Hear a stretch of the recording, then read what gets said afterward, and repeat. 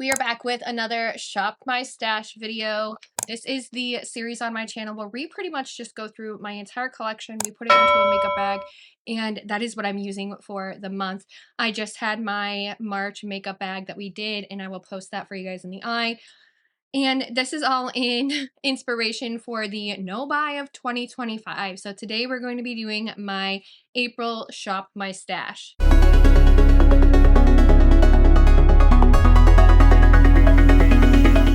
So for the month of April, I decided to purge my entire makeup bag, and we are starting completely fresh.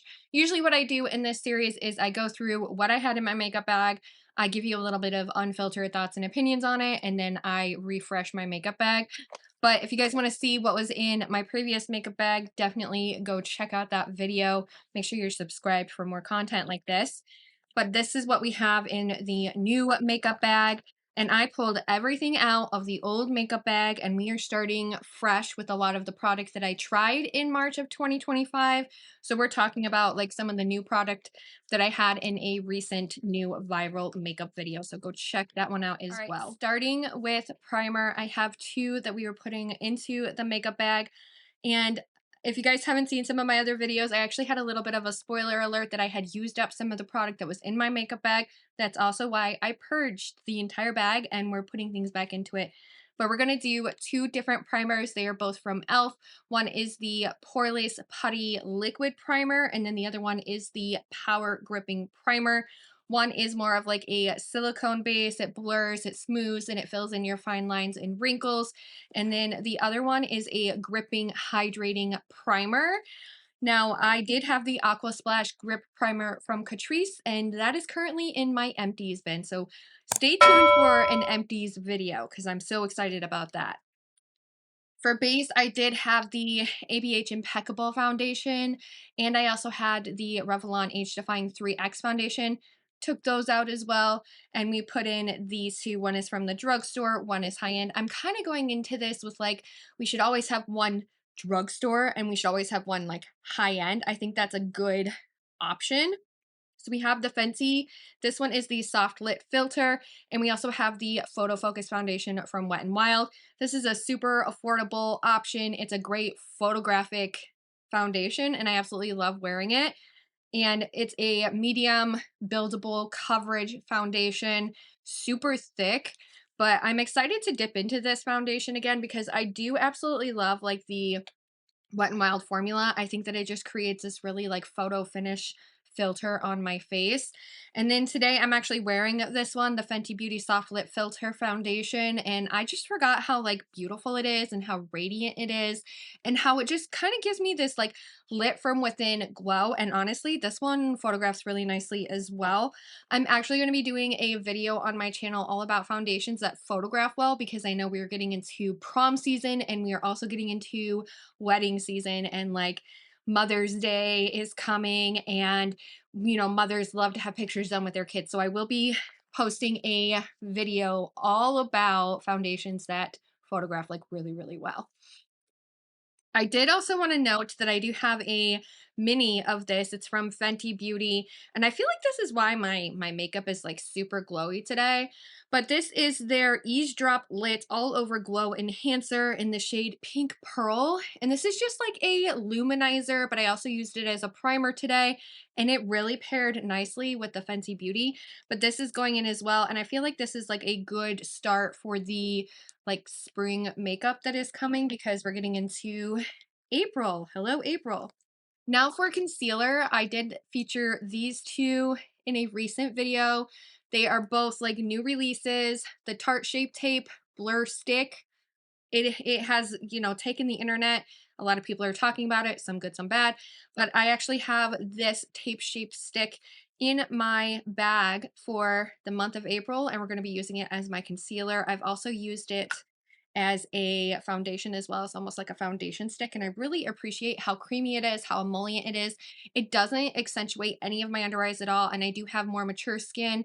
And then I also have this Conceal and Correct from Essence Cosmetics. This one is so pretty because it is a very light salmon tone, and it's like almost pinkish, but it really does like brighten my under eyes, and it gets rid of the blue that I get, especially right in here, but it's not too thick and cakey where it's accentuating any of like the aging aging that I have, or even like the fine lines that I have under my eyes. And it's such a beautiful consistency because it's super creamy. Now we're going to talk about finishing powders because I dug into the depths of my drawers and I was like, okay, we need some good finishing powders to go with this product. And one of them is my favorite, and I really feel like this is a dupe for the Charlotte Tilbury Flawless Filter Powder, whatever it is, but it is the #7 powder, and it's the translucent Perfect Light pressed powder. And actually, if you look here, I've used quite a bit of this. This was like a #1 powder for me for a long time. It's a very finely milled pressed powder. It does just like set the face nicely, and it blurs everything all over the face, and it's just such a nice, beautiful product. You can use a brush with it. You can use a like velour puff, like one of these like powder velour puffs, and just kind of like tap it into the face. Now, I do also have a loose powder variation, which is just my tried and true Huda Beauty Easy Bake Setting Powder. I've been using this for a while, and I truly feel like I haven't made a dent in it. Like, how is that possible? There's just so much product in here. The shade that I have is Cupcake in this one, and it is literally just like this really nice, finely milled setting powder that just sets down my face so nicely, and it just provides me with this very soft, filtered look. And then I decided to add in kind of like a finishing powder, something to go over everything at the end of my makeup routine. And it is a smaller size of the Hourglass Ambient Lighting Powder in Luminous Light. This is a really, really old powder of mine. So I was like, you know what? Let's just throw it in there one last time. It has a little bit of hard pan in it. But what I really like about this is that you dust it all over the face. It kind of like blends all the product together, but then it also gives you this like lit from within glow. And it really is beautiful. Luminous Light is like the perfect shade for me. And I really like it as like a finishing powder. So you put it on after you have done everything else on your face. Now for bronzer, we do have this Juvia's Place Cream Bronzer in the shade Buttercream. This was also in that testing new makeup video. I wanted to add this in because I know that I need to try it out more before I can give you like a really good review on it. But we have this one in here. It's in the shade Buttercream, which I feel like is a good like neutral. It's not too warm, not too cool. It's like a really good tone for me. And then we're also adding in the Sigma Matte Bronzer in the shade Medium. And this is just to like finish off the bronze look when I feel like I'm just too sticky sometimes, and I like to add powder just to like set everything into place. And I love Sigma's bronzer because it is super silky smooth, and it's such a great powder. Now for blush. I'm really excited because we're throwing these ones in here. We're actually changing up the blush. I've been using so much of my Singe Beauty blushes in Timid Tomato and Riveting Rhubarb, but I knew that this month I wanted to really dive into these trios. They are the Icon Blush trios from Makeup Revolution. This is the Authentic Peach version. And then I also have the Aura Points Rose version, which is more of like a mauve tone, a little bit more mauve, and it still has this like beautiful luminescent like blush topper. I necessarily wouldn't say that it's a highlight. It's definitely more blush toppery, but we do have these two. So one is more mauve pink, and then the other one is definitely that like peach tone that's like bright, and it is like super spring-like. But we have these two that I have in my makeup bag for the month of April. I'm so excited to use those more. And I'm also throwing in a highlighter palette from the indie brand Electrum Cosmetics. This is her Daydreamer palette, and it has 6 highlights in it. But I actually like using these for more than just highlights. I like using them for eyeshadows. I like using them for the inner corner, and they just really give me this like lit from within glow. And I truly cherish this palette. I think it's so stunning. But adding that in, we're gonna have like this very beautiful, like what would you call it? like fairy effort, what is it called? Whatever fairies, whatever that word is. Leave me a comment down below if you know what I'm talking about. But anyway, we're gonna have that like ethereal. We're gonna have that ethereal like makeup look going for the month of April because I'm totally inspired by like peaches and very colorful looks that are like subtle but beautiful. Forgot to mention this. I do have my color correcting duo. I do still have this one in here because it's really nice to throw on in a punch. And then I put on some of those other powders and it just kind of like finishes my face. And I really feel like it'll pair nicely with the stick from Tarte. Guys, I went through all of my lip products and I pulled out so many of them because I know that like I had so many in here and these are pretty much ones that I picked up for my birthday and I have a liquid whoop. I have a liquid lip from L'Oreal. This is their I can't remember exactly what it's called. Like the infallible lip something, but basically this is a liquid lip. It's supposed to be like budge proof, so I was thinking I could use this as a liner, kind of like blur it out around the lips, and honestly it pairs really nicely with this balmy type of product that I got from Sephora. It's the Sheer Shine Brilliance from Sephora collection, and this is such a pretty like lip. I'm actually just wearing that today and it gave me this nice like sheen, sparkle, and it's really nourishing for my lips. But these two paired together, it's super pretty, and I really like to blur my lip line with it as kind of like an eyeliner. And then I also threw in here a lip oil, so if I want to do like the liquid lip with like a lip oil. And then I also have, that is the Sigma Little Mermaid. I think it's the shade Coral. It's a lip oil. So it has a little bit of like a sheen and a sparkle to it. It's really pretty. I have the other one in my purse downstairs and I go through it like constantly. And then the other that I have for like a lip oil, I've been using this a lot lately. It's the L'Oreal Plump Ambition Hyaluron Lip Oil and it smells like peppermint. I love this shade that I have. It is 641 Latte Glaze. So it kind of smells to me like a Girl Scout cookie. It's a non-offensive like plumping formula, which is why I like it so much. But every single time I wear it, I truly feel like my lips just get a little bit more juicy, a little bit more plumped. And honestly, it smells like Girl Scout cookies. But can we like holler at the packaging for a second here? Because look at the packaging on this. This is just so stunning. But that's the lip product that I have thrown in here. Also in that new makeup video, I tried the Super Fluff from Maybelline, and we're going to be throwing this in as well because I am pretty sure that the two brow products that I had, like one of them is just so gunked up and like kind of gross, but she's like almost empty. And then this one I know is empty because every single time I would sweep it through my brows, like no product comes out on the wand. And I'm like, the only conclusion that I can come to is that it is used up. And so we have the Sephora, it is the Brow Volumizing Fiber Mascara from Sephora. I've had this for a while, but I love it.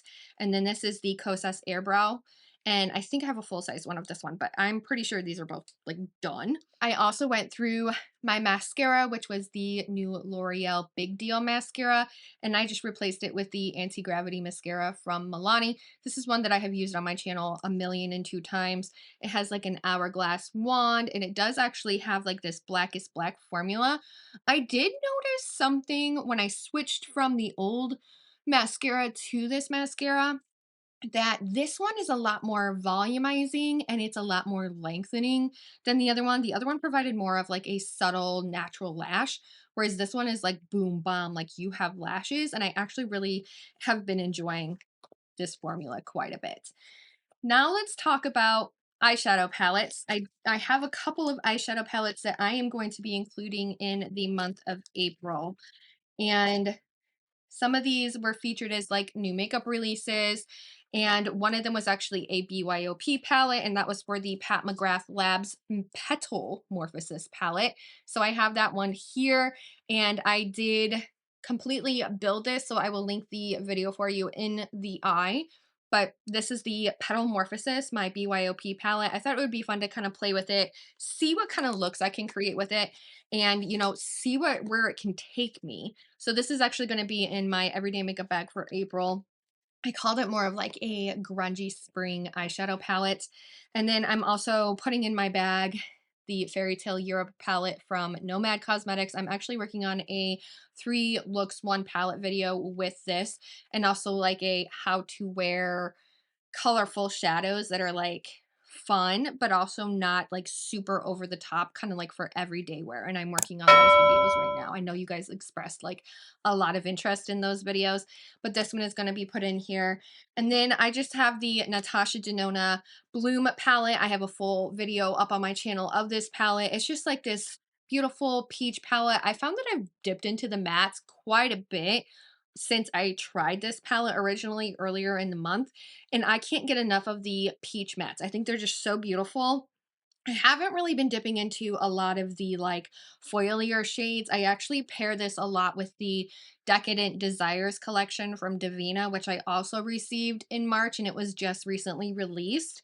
And I paired that collection with this palette, and it's like chef's kiss, like sparkle eyeshadow, but it's like super peachy, and like I can't get enough of it. It's so pretty. I had I I was supposed to be using the Retro Glam palette and the Flutter palette from Ensley Rain Cosmetics and the Retro Glam from Natasha Denona. And when I got Decadent Desires and the Bloom palette, that was like all I used in the month of March, which is crazy to think about because like that combination was just so pretty. It was so like neutral but poppy and bright, and like the Decadent Desires collection, I really feel like Divina made for me. And I questioned and contemplated putting it in this month's palette, like this month's bag, but I really need to give some of these new, actually, you know what, we that 3 palettes and then some singles, I think that's doable, right? Let's just grab it because like, it is such a pretty collection. I actually ended up putting it in with some neutral shades, but honestly, I've been wearing this so much with the peaches from the Bloom palette. I actually, I'm gonna have these in here as well because they just provide such a beautiful, like glittery, toppery, like can't get enough. Like, I really think that they made this collection for me. Like, I think that Davina, I think that she made this for me. I think that the brand made this collection for me. They were like, oh, Staci loves neutrals and she loves sparkles. So we're going to give it to her and we're going to call it the Decadent Desires collection, and it's going to be gorgeous. Like, honestly, I think they made it for me. That is what it is in my makeup bag for April. I'm super excited to play with this makeup and, you know, play with some of the makeup that I already have, and also play with the makeup that is like newer to me and give you my unfiltered thoughts and opinions on that. Thank you guys so much for watching and staying tuned to the end. If you haven't already, please consider subscribing before you go, hitting the like button, and I hope I get to see you in my next video. Bye!